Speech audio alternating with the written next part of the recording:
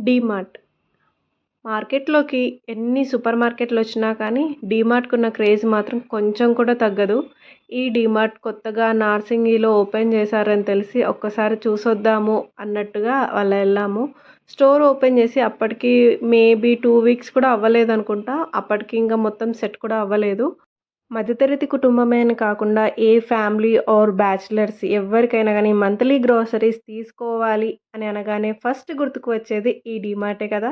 మీలో ఎంతమందికి డీమార్ట్ షాపింగ్ అంటే ఇష్టం? లిస్ట్ రాసుకొని వెళ్ళేది 10 సామాన్లే అయినా కానీ అక్కడున్న ఆఫర్స్‌ని చూస్తే మాత్రం కొనకుండా అస్సలు ఆగలేము. సేమ్ రిపీట్ ఇదే అవుతుంది ప్రతిసారి. మినిమమ్ ఒక 10 తీసుకోవాలి అని చెప్పుకొని వెళ్ళినా కానీ అక్కడికి వెళ్ళిన తర్వాత అరే! ఇది అవసరం కదా! ఇది కంపల్సరీ తీసుకోవాలి అన్నట్టుగా ప్రతీది మళ్ళీ యాడ్ చేస్తూ వాళ్ళిచ్చే ఆ బాస్కెట్ అనేది ఫుల్ అయిపోతుంది. మీలో ఎంతమందికి ఇది జరుగుతుంది? అందుకే ఈ మధ్యన మేము డైరెక్ట్‌గా డీమార్ట్‌కి వెళ్ళకుండా డీమార్ట్ యాప్‌లోనే గ్రోసరీస్ అన్నీ ఆర్డర్ చేసుకుంటున్నాము. ఈ టేక్ అవే స్టోర్ మా ఇంటికి దగ్గరలో ఉండడం వల్ల డైరెక్ట్ మేము ఆర్డర్ చేసుకొని టేక్ అవే నుండి మేము ఆర్డర్ చేసుకున్న సామాన్లన్నీ తెచ్చేసుకుంటాం. ముందు ఈ డీమార్ట్ సిటీలోనే ఉన్నా కానీ, ఈ మధ్యన ప్రతి డిస్ట్రిక్ట్‌లో ఒక్క స్టోర్ అయినా కానీ ఓపెన్ అవుతుంది.